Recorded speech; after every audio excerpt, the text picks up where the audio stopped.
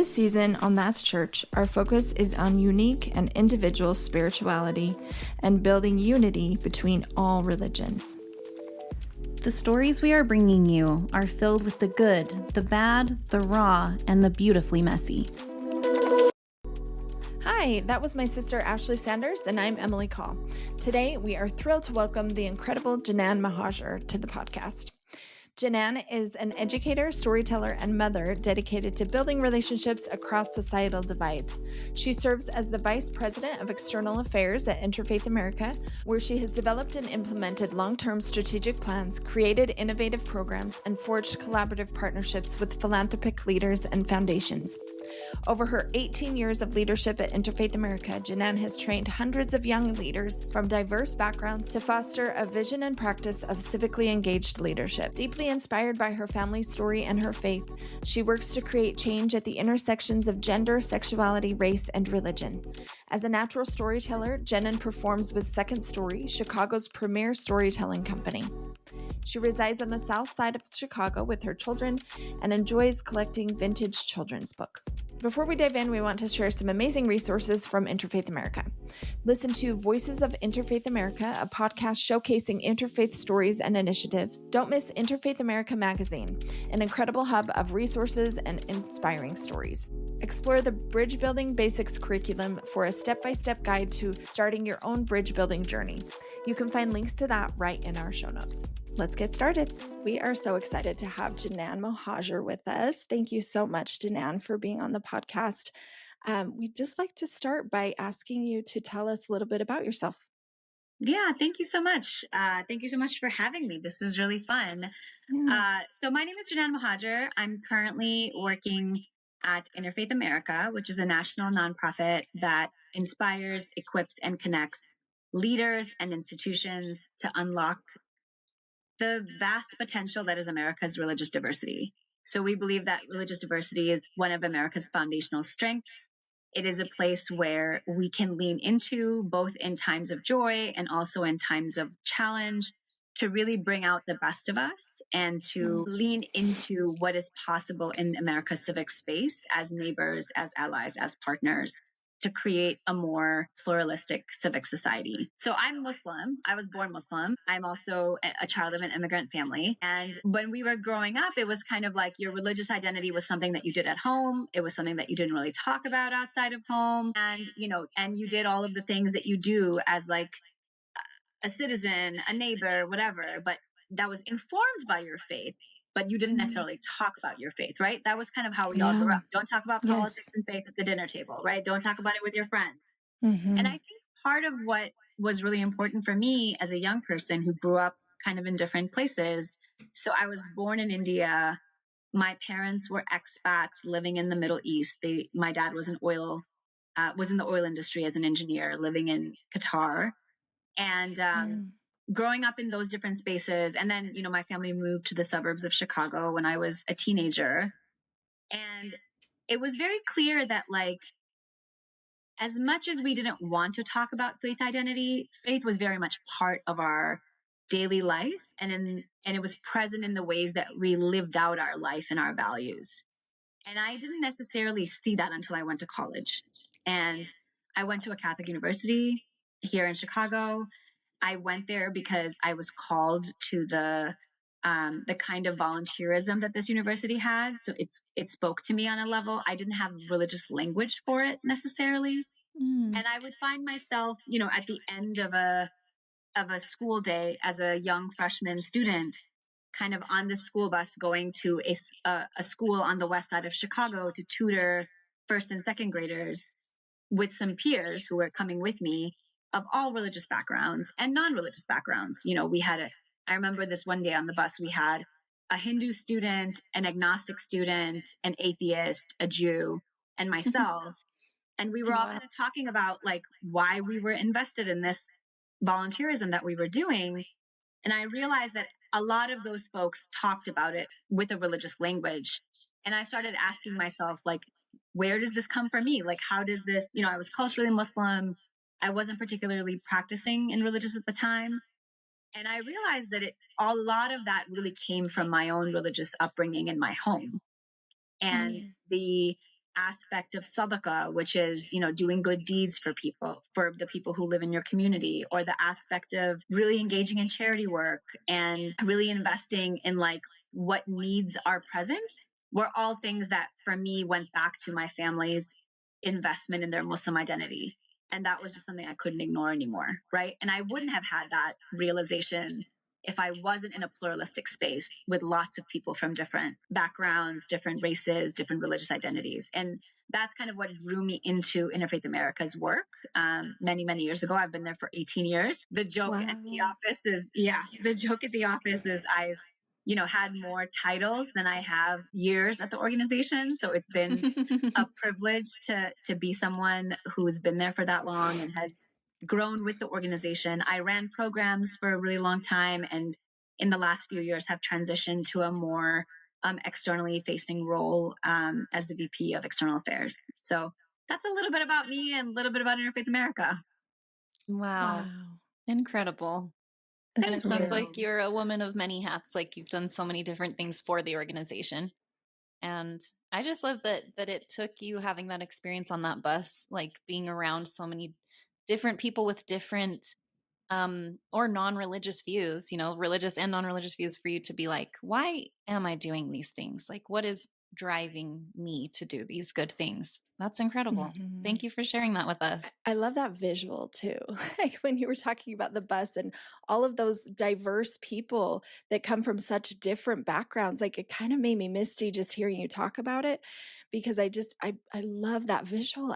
The idea of all of these people just sitting in the same space and they're not really being a question about it and just being together in the space, and it being okay. I think we're from Utah, and it's growing up, it's been predominantly people that are LDS. And so it's been a huge journey for us, and so eye-opening to interview people of different faiths and to really kind of open our own minds to people that are different, that have different viewpoints and that have different perspectives. And it's really a beautiful and I think such an important thing. We talked also about good deeds, and when you start doing something that is geared toward a certain direction, you start to see all of these other people doing something that's similar, and it's so great to be part of one piece of it and to see what everyone's doing in their own way and their own wheelhouse, and it all just kind of comes together so beautifully. And that's why we're trying to get the word out that there are people that want to create peace and that want to create unity, and it's okay to listen to each other, and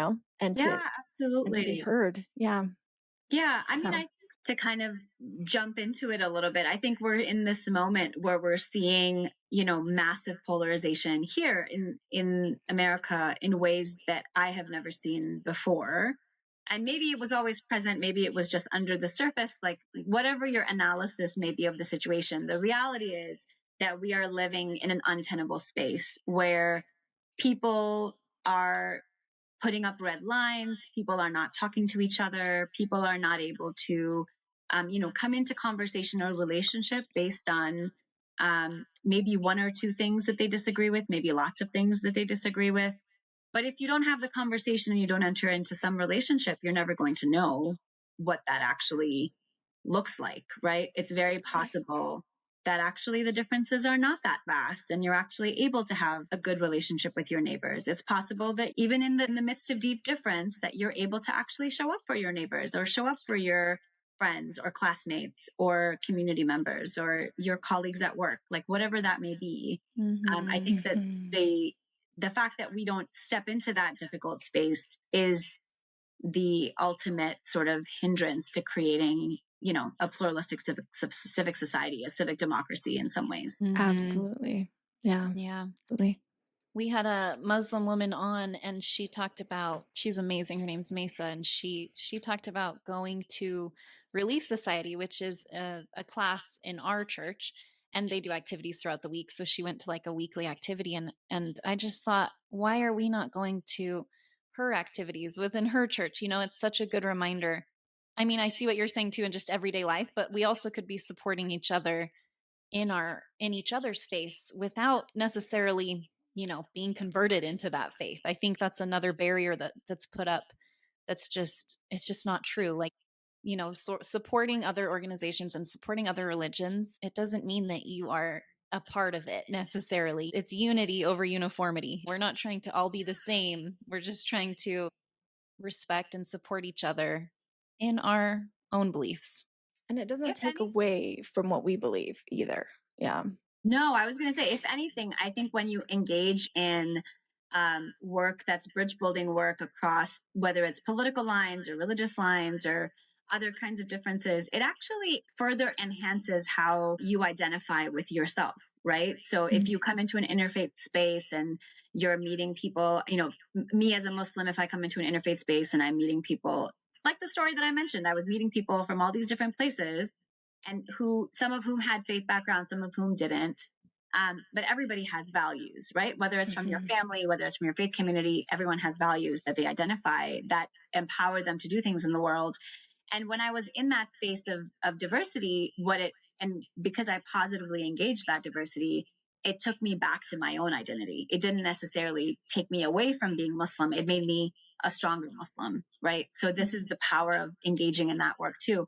Our founder and president, Ibn Patel, has a quote that we often use that says, diversity is not just the differences that you like, it's also the differences that you don't like. So that's, I love that. the reality that you may not agree on a number of different things. And that is also a part of diversity. And how do you engage each other in that reality to have a positive relationship on a one-on-one level, to have a positive relationship on a communal level, and then bigger than that, to be citizens who are engaging civic society in a meaningful way, whether that's on your kids' local parent-teacher group, or if it's, engaging with your local food pantry, if it's engaging with your local Habitat, Habitat for Humanity build, like whatever that may look like. What are some ways that you can show up for each other? Definitely. To hit on what you're initially saying as well, I think as we have been learning about other people and other religions, it's definitely made me a better member of my own church, but also it has made me see things in a different way that has for sure added to what I believed before in a different way. That doesn't mean I just became better in the way I already was. I think I added and I questioned and I was like, wait, who is the God I actually believe in? And it's really, really helped me to come to that conclusion of who I think God actually is. And that has been a huge piece of this adventure for me. And it's been so valuable. I feel like such a stronger person because of it. And I feel like I can love people in such a deeper way. And I think this kind of is a jump, but you had talked about like diversity and being okay with, the way that other people are. And I've listened to you talk about situations that are huge hot topics and and really intense, and specifically about the Middle East. Could you tell us, and we want to gain as much knowledge from you as we can in the time that we have from you. So can you tell us what your thoughts are about the situation in the Middle East and how it impacts us here in America? Sure. So I think you're referring to the conversation I had with my colleague, Rebecca Russo, who also works at Interfaith America and is a longtime friend and also leader both in Jewish spaces and in interfaith spaces. And Rebecca and I had a conversation, I want to say about 6 months or 9 months ago. So we initially got together in the aftermath of October 7th and the beginning of the war in Gaza, which is still ongoing, and wrote an op-ed together that really was an op-ed that was focused on, how do we see humanity in each other and in each other's communities in this moment where so many people are being dehumanized, and how do we kind of encourage specifically college campuses to have this, to create spaces for this kind of dialogue and work. And that was the op-ed. And then we recorded a podcast conversation based on that, I believe in April. And we actually just recorded one that's like a year looking back, a year out, kind of where we are sitting, what does it look like? And the reality is where we are sitting right now is actually pretty raw, right? Yeah. Like it's been a year of violence and carnage.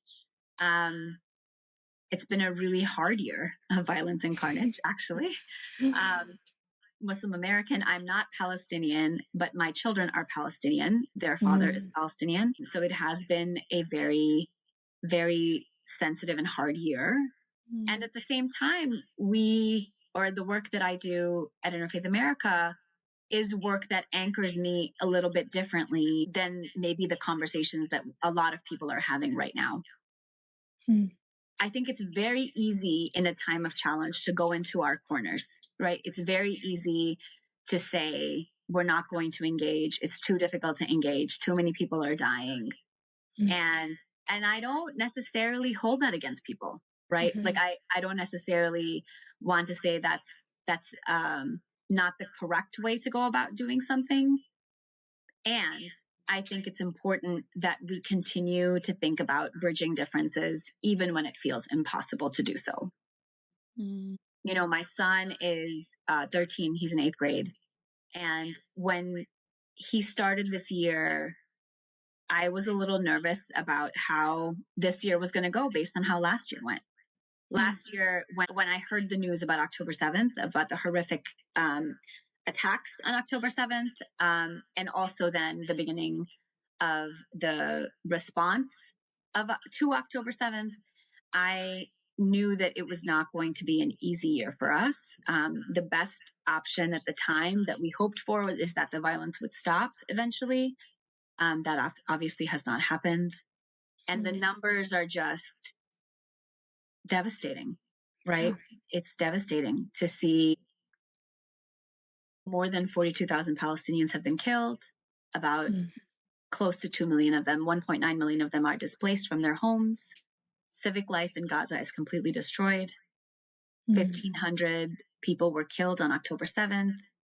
200 some hostages were taken across the border. About 100 of them are still hostages. And now the war has escalated to other parts of the region as well. And it's affecting American civic life in really deep ways. Our college campuses were not doing so well last spring. Lots of Muslim students don't feel safe. Lots of Jewish students don't feel safe. And in most places, those students are not talking to one another. Right? So how do we do all of those things? How do we bring safety to those populations who are feeling particularly under the microscope in this moment? Both Islamophobia and anti-Semitism is on the rise in the United States. There is enough data to show that.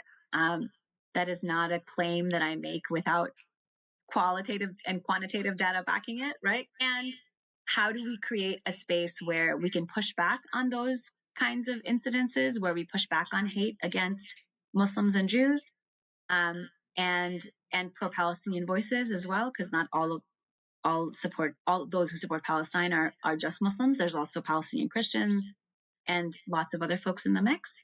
And at the same time, how do we give people the skills to navigate those deep differences in ways that don't rip apart our civic life? And we have to do that, right? We have to be able to do that. Otherwise, we're not going to be able to really stitch this place back together. And that's, I think, on a lot of our minds as we go into this second year. Yeah. Wow. There's so much passion from all angles within this conflict. But I was just going to share a personal experience really quickly because it kind of shook me up. But I was just in New York with some friends on a vacation, and we were visiting another friend of mine, and she was wearing a scarf that represented like the Palestinian people. And we got off the subway, and a guy came up and started yelling at her.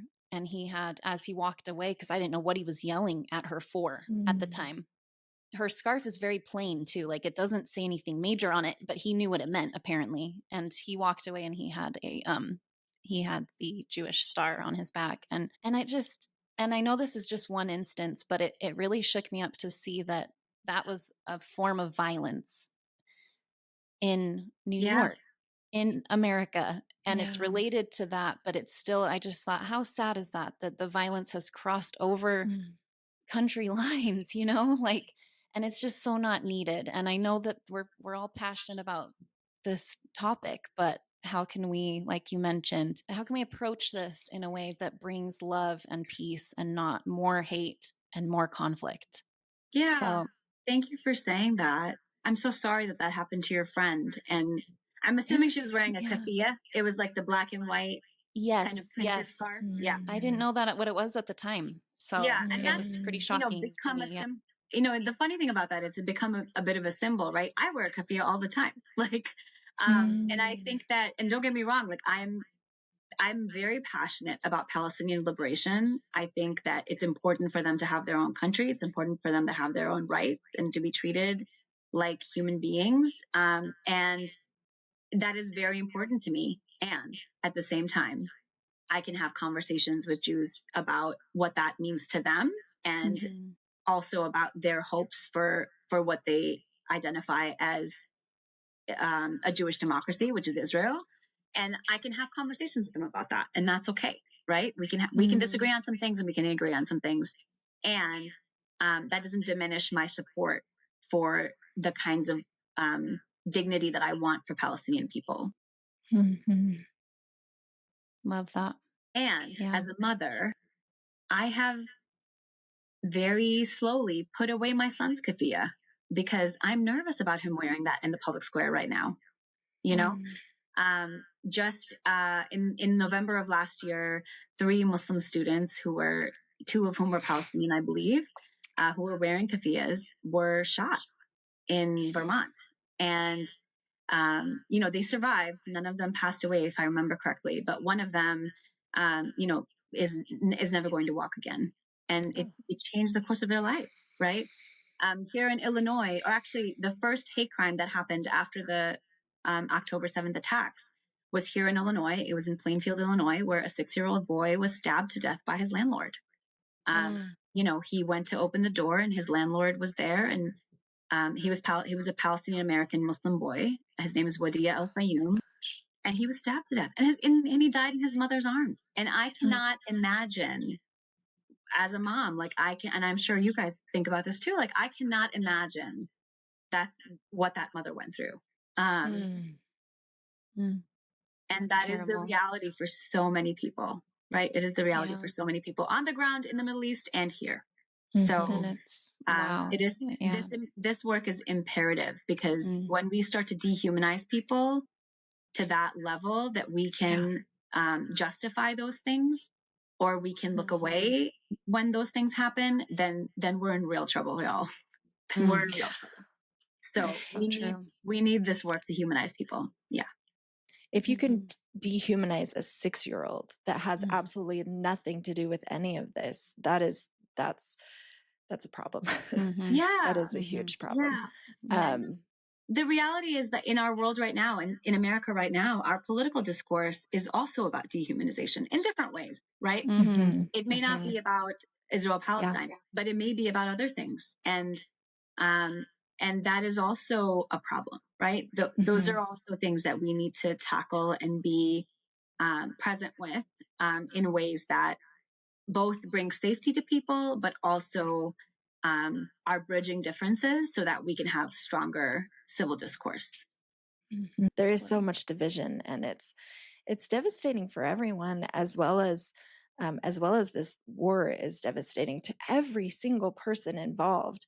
And your conversation with your Jewish friend Rebecca Russo was so beautiful. I loved that you were speaking together and having conversations and respecting each other.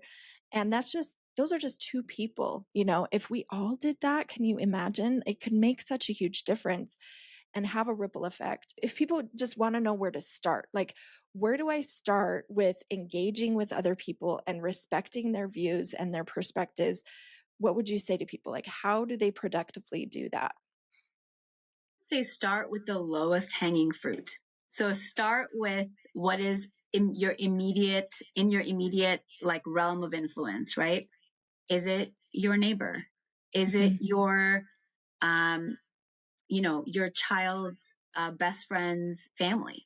Is it someone on your street? Is it someone in your class? Like, start with the people who are in your sphere of influence, who are around you, who you spend time with, whether it's at work or school or in the playground, wherever that might be, and have a conversation. And the first conversation does not need to be the hard conversation, right?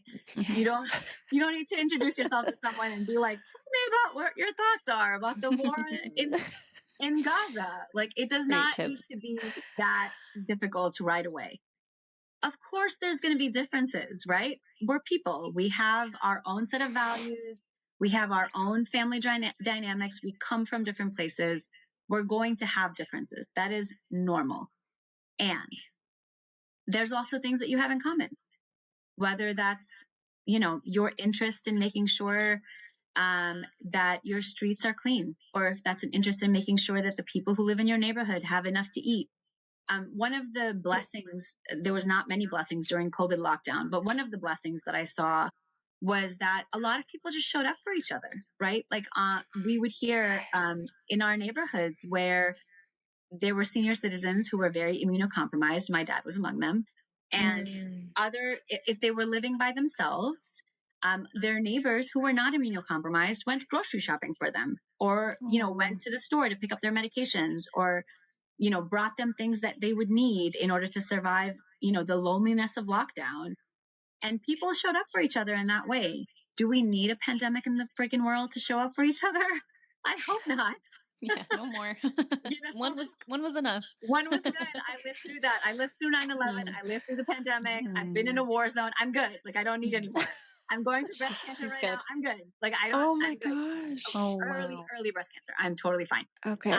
Super early. Yeah. wow. But Wow. those are the kinds of things that you can just do, that low hanging fruit. You can do the thing that is super easy to do. You can, I have neighbors, for example, who live across from me. Their name is Bob and Cindy. They have a different religious tradition than I do. And when I notice that Cindy hasn't been outside in a few days, I will typically stop and ask Bob, like, is Cindy okay? What's going on? And one of those conversations, I found out that she was in rehab. She had a bad fall. And we were like, oh, do you need something? Do you need me to get you something? And in that instance, the answer was no, because they had kids, they were taken care of. But the fact that we had that conversation probably was a good thing, right? The fact that we had that conversation and that we noticed that Cindy hadn't been around. My mom, actually, who lives with me part-time, who is an immigrant from India, was like, your neighbor Cindy hasn't been outside in a while. Have you checked on her? And I was just like, I think you're right. I should check on her. And those are the kinds of things that count. So start with your sphere of influence and have a conversation. Reach out to someone, introduce yourself. If you notice that there's a need that needs to be filled and that you can fill it, step in to fill it. And I think those are the kinds of things that are first steps in doing this work. I love that. That is so beautiful. Yes, thank you for sharing. Yeah, I think also I read a long time ago the book How to Win Friends and Influence People. And I recently was reminded about something that it teaches. And it said, when you start talking to someone, you can just talk about the mundane things. Like, it doesn't have to be, like you said, like, tell me about your religion, or, it can be like, tell me about your beads, tell me about your scarf. It can be, I think that's okay. Sure.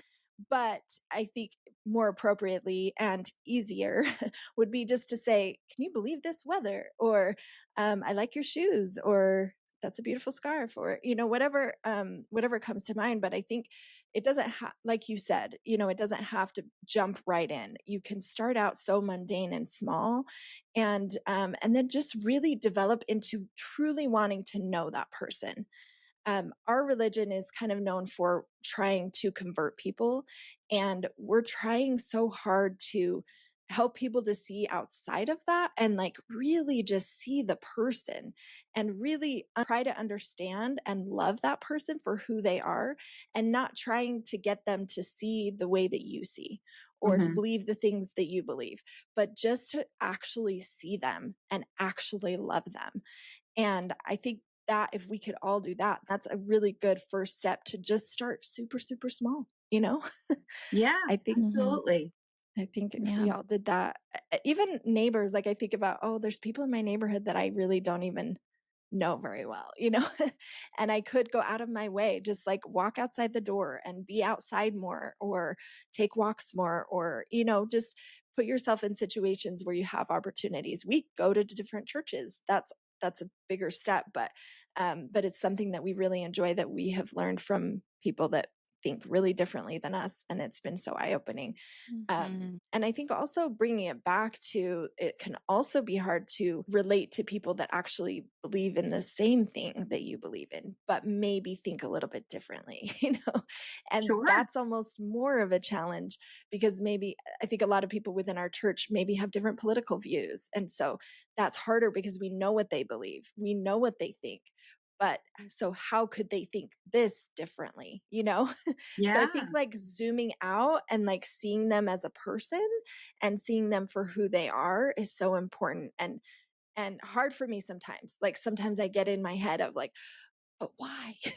You know, Yeah. or whatever. Yeah. And Sure. I have to remind myself to zoom out and see them as a person first and foremost, and humanize them. You are a professional storyteller, right? So do you have any personal stories that have shaped the way that you live and think? Yeah, that's a really good question. I do tell stories.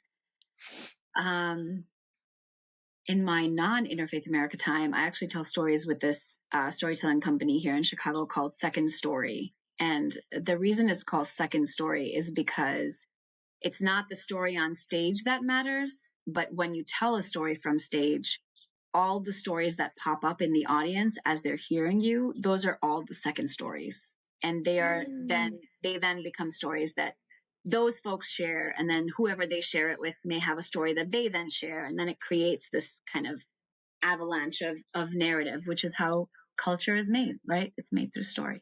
Wow. In a lot of ways, that's how religion is made, right? If we look at our if we look at our whether it's the Bible or the Quran or other religious sacred texts, they're predominantly stories of things that happen that we are meant to take from and internalize and learn lessons and values from, right? So in a lot of ways, narrative is really important to this work, but I think for me it's just important to life in general.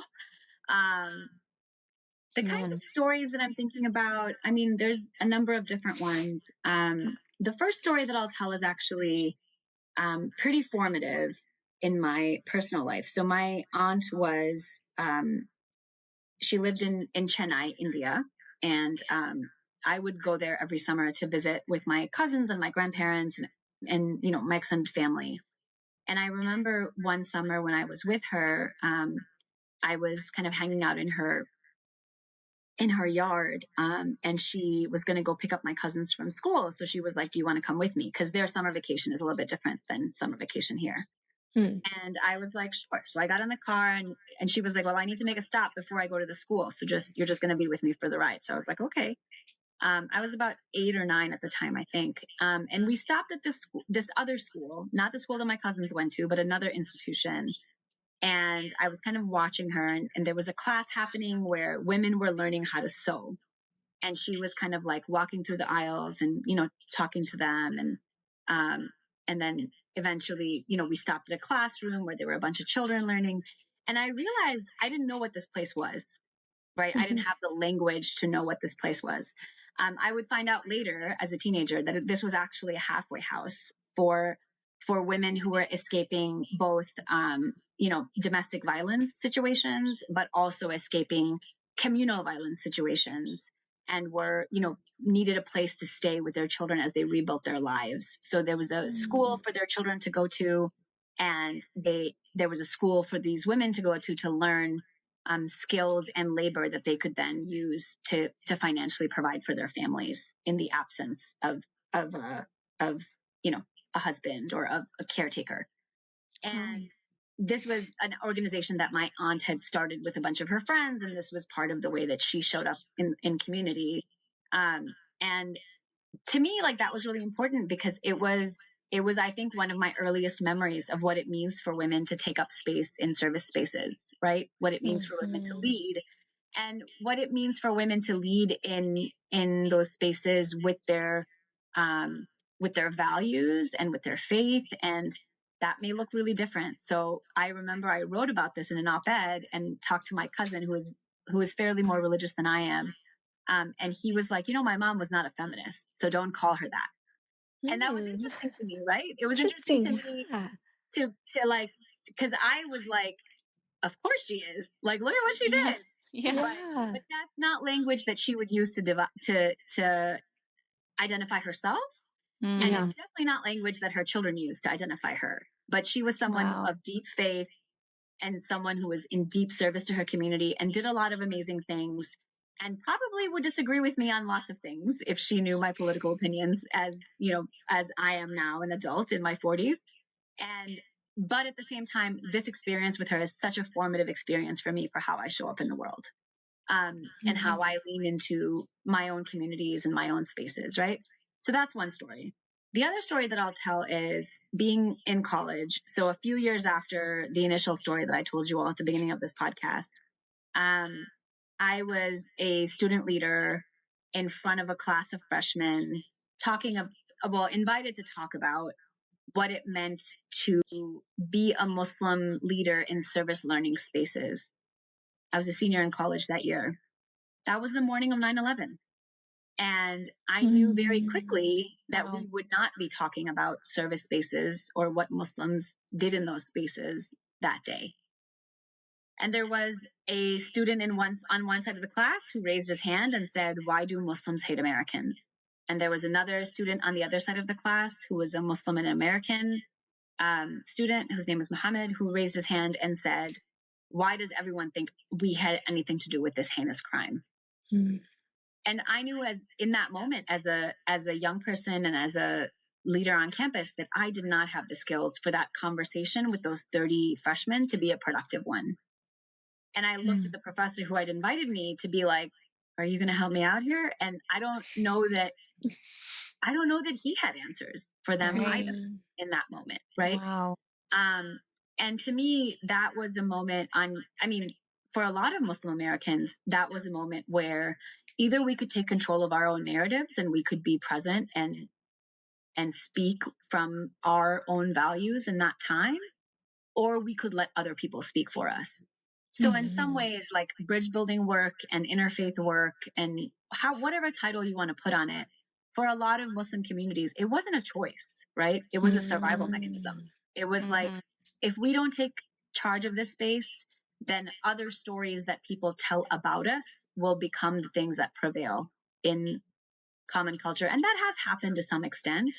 And at the same time, I think many of us were pushed into places of leadership because it was a vacuum and we needed to step into those spaces. And that, if I were to think about a moment where that put me on the trajectory that will then, mean that I have a 20-year career in bridge building spaces, it would be that moment. So, wow. Yeah. It's incredible.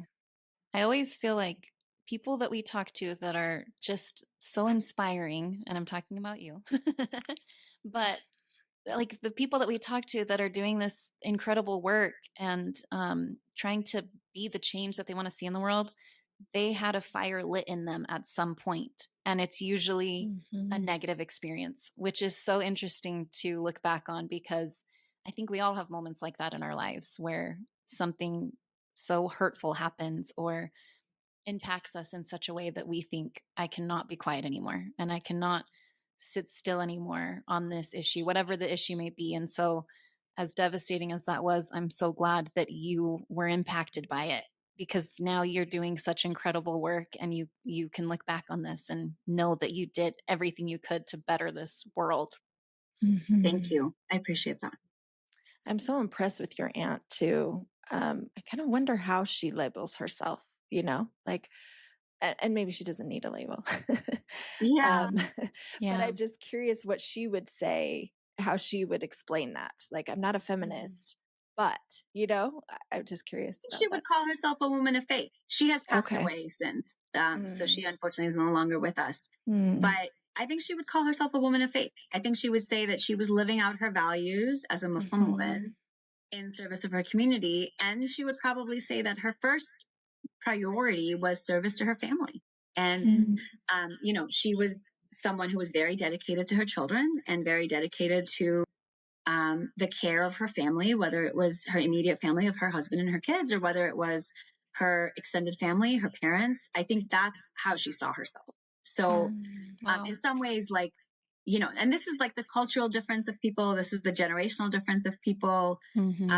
She would not have used the language that maybe I would use to describe her or myself. But I think she was someone who was very clear on what her priorities are and leaned into those with whatever assets and gifts she had. Wow. And I She think a sounds lot of women do amazing. that, right? A lot of women do that across our lives. We've seen a lot of our grandmothers do that. We've seen our mothers do that.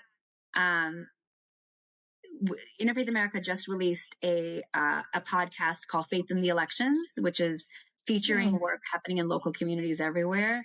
And so check that out if that's something that would be interesting to you. But I opened I did the first interview, and I opened it with a story about my grandmother. This is my mom's mom, who grew up in a rural village in southern India and lived in a fairly she came from a very Muslim family, very religious family. So there's a lot of gender segregation in those spaces. So she grew up in this very conservative, gender segregated space. And then married my grandfather, who was a fireman in the city, and, moved to the city to be in this family that she was creating with this man. And, saw a country come into existence, right? She was a young person when India was freed from British colonization and became a democracy. And she kind of saw the birth of a country in some ways, and voted in every election that she could have. And, she was she was immunocompromised during COVID. So she was fairly strictly in quarantine, and had a bad fall, and was unfortunately not walking towards the end of her life. And the last election that she could participate in, she could not leave her home because of COVID and because she couldn't walk anymore. And she was like, to my uncle, she was like, you got to go talk to the election officials and figure out how I'm going to vote, because I need to vote. Oh, that's amazing. Yeah, so they figured it out. Like her community, her local sort of polling place had a process with which they could come to her home with the official ballot, and they had witnesses, and like they video recorded it so that it was like it had to be like clear that there was no, like, that nobody else was voting for her, basically. Wow. And she and I remember my uncle sent me those pictures, and I was of her like voting. And I was just like, this is incredible. And she was in her 90s. She passed away pretty soon after that. And to me, like, it's regardless of how these women are labeling themselves, how they're anchoring themselves, they are participants in civic democracies across the world. They are building communities. They are feeding communities. They are raising communities. They're doing all of that work. So whether you identify yourself as a bridge builder or not, you're probably doing the work. So maybe it's time to lean into that a little bit more. Amen. It just feels like you have so many amazing female role models in your life. And it's so funny when you said that about your aunt. It reminded me of our mom, because she would never, not that we've ever really tried to label her as a feminist, but she's definitely a feminist in my mind. And I think if we did say it to her, she'd be like, no, I'm not. But I think to her generation, that word had a little bit of a negative connotation to it. And that's starting to change. And I mean, that's changed for many people, but I feel like within our LDS Mormon culture, it can still be seen as a little bit of like an edgy, kind of thing. But our mom was absolutely that way, like would just, talk to men in our church the same way. She wanted and got respect from everyone. And I think it's pretty cool that we all have these really badass women role models in our lives. Yeah, absolutely. Yeah. I think also something we can learn in bridge building, it's not all just about like, oh, how do they worship, or how do they, how do they do this in their religious aspects, or what do they believe in, but also like knowing what people are about. Like I did not realize how service oriented Muslim people are until we visited a Muslim center, and that's what they were talking about. They were talking about volunteering in the community and providing service. And we interviewed, and we're having Mesa Kurgey. She's an amazing woman, Muslim woman, that is speaking at our event in November. And she is a huge part of the community. Ashley referenced her before, actually being part of Relief Society, which is classes in our church. And she goes to schools and speaks about Muslims, and she goes to Relief Society, different relief societies, and speaks about Muslims and Islam, and just explains, what they're about. And she helped to found a school, an Islamic school. And anyway, and you've done all of these incredibly amazing bridge building things, and all of the people that we have talked with in the Muslim community, so many of them anyway, that has been a huge priority for them. And we just didn't know that before. We had no idea that Muslims were so service oriented. And it seems like a small thing, but it's a really big overhead thing that is part of you. And just going to one religious session, we found that out. Talking to one religion, one person as part of that religion, we found that out. So it really is so valuable in so many ways. In every little aspect of our lives, it can be beneficial. And create peace. That's the ultimate goal. So, there's a verse in the Quran that says something like, if you save the life of one person, it's as if you've saved all of humanity. And that's the worth of one person, right? It's all of humanity. So in some ways, like it's about how do you, whatever you can do, like A, don't diminish what you can do. And B, there's such a big, if everybody does something small, then that turns into something big, right? If everyone can contribute something, that turns into something big. And then imagine if we can come across lines of difference and contribute something together, then it just, the net worth of that just keeps getting bigger and bigger. So to me, I think that's the crux of this work, is how do you, sure, we have big differences. Sure, we have to navigate that. And how do you come together with those differences to do something else? And there are lots of things that we can do together that we may not have disagreements on, right? There are things that we can focus on, whether it's making sure that all of our children in our communities have good literacy. It's whether making sure all of our neighbors have enough food in their fridge. It's making sure that all of the elders in our community have appropriate hospital care or medical care, whatever that may be. There's different ways to think about, regardless of what opinions you may have about immigration or about political reform, about XYZ topic, right? There are still things that we can do together. And how do we figure that out? How do we come together to do those things? Because all of those things are also important. It's important for kids to be able to read, and it's important for people to have enough food. I love that so much.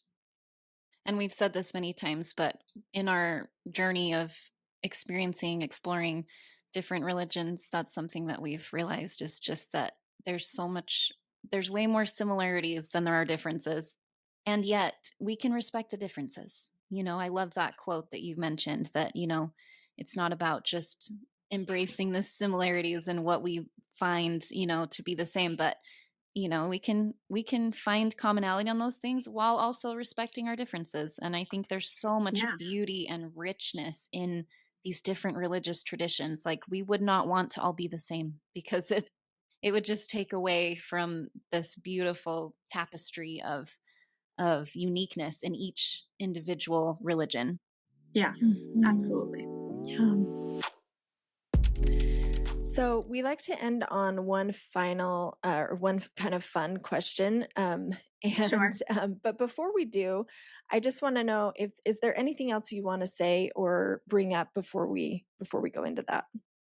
Yeah. I mean, I would just encourage people to take a look at Interfaith America's website. We have something called Interfaith America Magazine, which is it's a multimedia magazine. So we have lots of video stories, we have podcasts, we have op-eds, and they're all written by people who are doing this work on the ground. And there's just amazing, amazing resources there. So please check it out, read all the stories. They're amazing. And then we also have a really easy online curriculum that you can experience about bridge building. I'm happy to send the link to you all, and you can, if you feel moved, to post it alongside the podcast.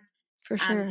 It's called the Bridge Builder Basics curriculum. So it's available to anyone who wants to use it. And it's a really good starter on how to figure out who you are in this space and how you can contribute to this space and what kinds of things you can do, right? So it's a way to kind of enter into this space if you're curious about it, if you're wondering what bridge building looks like. It's a great resource to have as well. That's great. Thank you. And you said that you were part of a podcast. Can you tell us the name of that again? And then you also have an Instagram account, anywhere that people can find you. Yeah, the podcast is called Voices of Interfaith America. So they can find that anywhere where they listen to their podcasts. And it's actually a collection of different series of podcasts. So we have something called Interfaith America with Eboo Patel, which is like the original podcast. It's the OG podcast, which is our founder and president, Eboo Patel, and he interviews a number of different people. So each episode is a conversation with a particular kind of interfaith leader, bridge builder, civic leader, etc.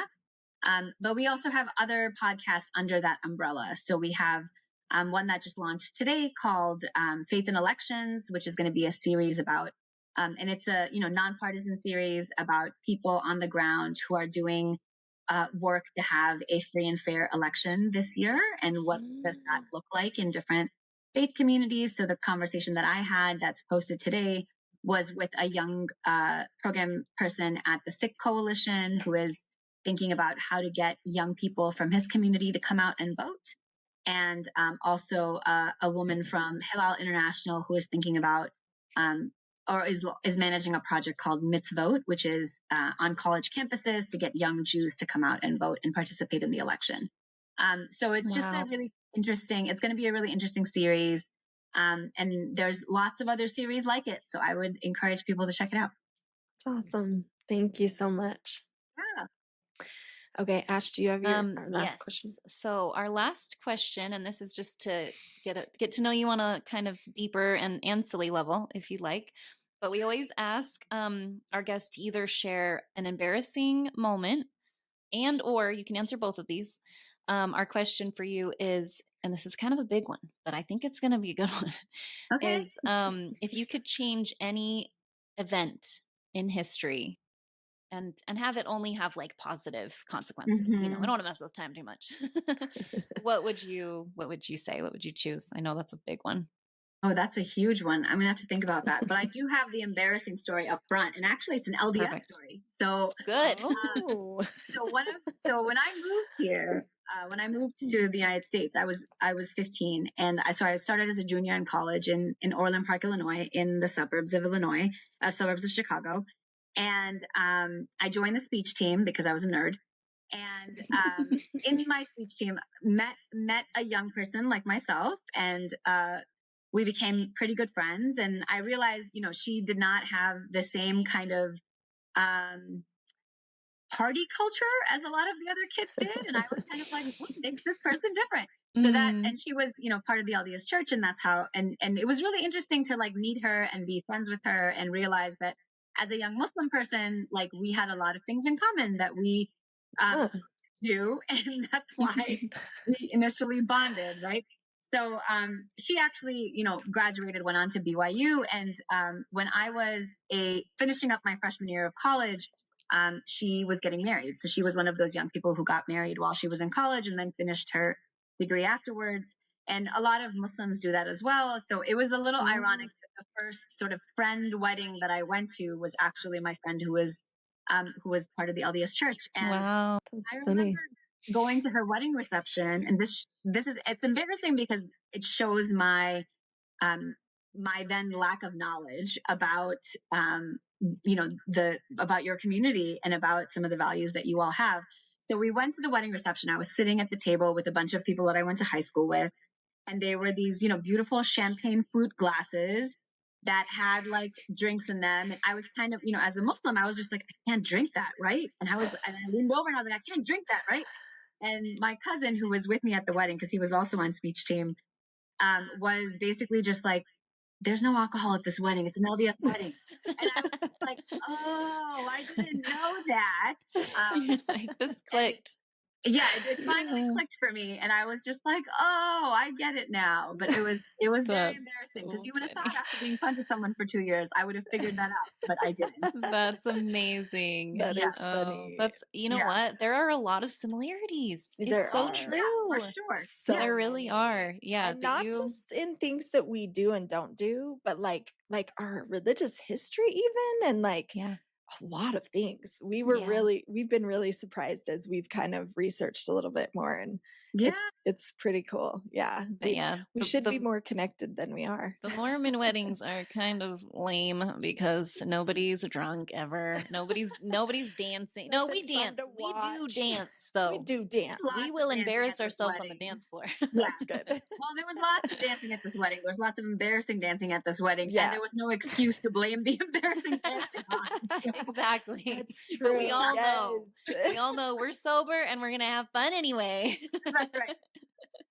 Oh, I love it. That's That's Yeah, amazing. that's And have funny. you thought of one for the second Oh, question? I know yeah. that's a huge one, so no Yeah, pressure. I don't know if I actually have an answer to that because I kind of feel like experiences are, as a religious person, I think everything is decreed. And of course, if I could go back and change a mass incident of violence against a community or against a group of people or against a person, I would do that. And at the same time, I wrestle with the fact that I think things happen in this world because we are meant to grapple with them. And they may not be just and they may not be fair. And I wish that they were different. And at the same time, I'm not sure that I would go back and change something. I think for me, it's much more about, how would I prevent things from happening in the future? How would I how would I be useful to building a space or to evolving a space into a place where something better can happen instead of something terrible from the past? And that's kind of where I'm sitting. Maybe that's a cop-out answer. I don't know. Not at No. all. I love that. This was a test, and you got the answer right. You passed. You I'm passed. glad I passed. Do I get a I fun love hat it. or a jacket or something? Yes, It's on its way. absolutely. Send her her trophy. No, I love that answer so much. And it does, it kind of Yes. goes back to, like where your passion began. So that is such a we've come full circle on you and how your work is so inspiring. And thank you so much for being here. Yeah, thank We've learned you. so much. There's a poem that I reference often, and at the risk of being repetitive, I'll reference it again here. It's a poem by Gwendolyn Brooks, who was a Black American poet from Chicago, who I love. And the park that's near my house here on the south side of Chicago is named after her. And so that was a place where my children and I went often and still go often. We went there a lot during COVID because it was the closest thing to us where we could go and not wear masks and, hang out in open space for a little bit. And there's several couplets by Gwendolyn Brooks etched into slate and buried amongst the grass in this park. And there's one particularly that says something like, true, there is silver under the darkness, but few care to dig in the night for the possible treasure of stars. And to me, a lot of this work is really about, especially in this moment of like mass polarization here in the United States and terrible things happening all over the world, it is very, very dark and it is very difficult to lean into that in some instances. And I'm all about taking care of ourselves and doing self-care and doing all the things that we need to preserve our own humanity and energy. And at the same time, I think the gifts of bridge building work, of this particular work, come in when we're willing to take some risks and we dig in the night for the possible treasure of stars. So thank you for providing a space for talking about that. And hopefully we will be digging together. So beautiful. Love Thank that. you so Perfect much. way to end Mic this. drop. Yes. Oh, no, thank you. Incredible. Thank you so good. much. Thank you so much. Thank you so much for joining us today on That's Church. A big thank you to Jenan Mohajir for sharing her incredible insights and stories. If you are inspired by her work, visit Interfaith America to explore their magazine, podcasts, and online curricula.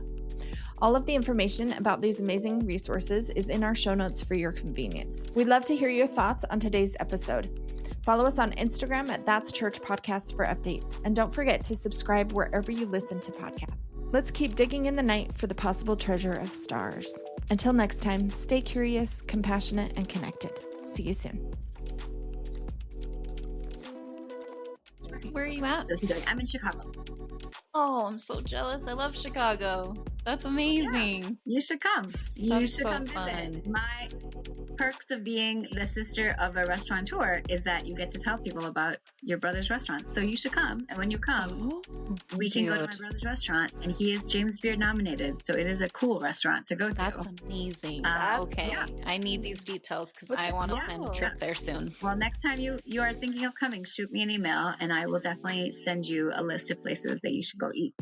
That would be amazing. I love that's like the best part of vacationing is eating for me. Yes, definitely. So that would be amazing. Yeah. What is your brother's restaurant called? He has two. So the first one that he has is called Lilac Tiger. And it's kind of like a modern take on South Asian and Southeast Asian street food. So it's a good place to stop. He has some very delicious things. And then in the back of that restaurant is a coach house. So it's like a literal coach house from the 1800s that survived the Chicago fire. That was transformed into like many different things over its lifetime. And when my brother leased the property where his restaurant is, he was like, this is an ideal spot for like a tasting menu, private dinner type of situation.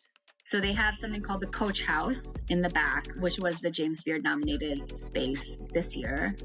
And it's kind of, that's the kind of place where you get like tickets to go. Like you have to pre-buy your ticket for the evening. And it's like an 8-course tasting menu. Wow. It's recipes. He's inspired by a lot of ancient Muslim recipes. So it's like recipes from the Silk Road. He has like some 900-year-old duck recipe that's like amazing. Wow. And I'm not a huge like gamey person, so I'm very skeptical about duck, but it was delicious. So yeah, what a cool place. That's his one space. That's amazing. And the other space is called Mira, which is new. It just opened. And he did it in partnership with another chef called Rishi Kumar, who worked for Rick Bayless for a really long time. So it's a Mexican Indian place. Yeah, that sounds amazing. Yeah, it's great food. We actually just did an event for Interfaith America there on Tuesday of this week. So yeah. Oh my gosh, that's perfect. What a great way to like. It's delicious. Mix both of your passions. Yeah, it was really lovely to be there. So when you guys come to Chicago, we should go. Let me know what's up. My mom was just there and she was like, I love Chicago. And we have her dad grew up in Chicago. So it was really fun for her to see it. So that's amazing. How cool. Yeah, very cool. Okay, let's get started. Do you have any questions before we start?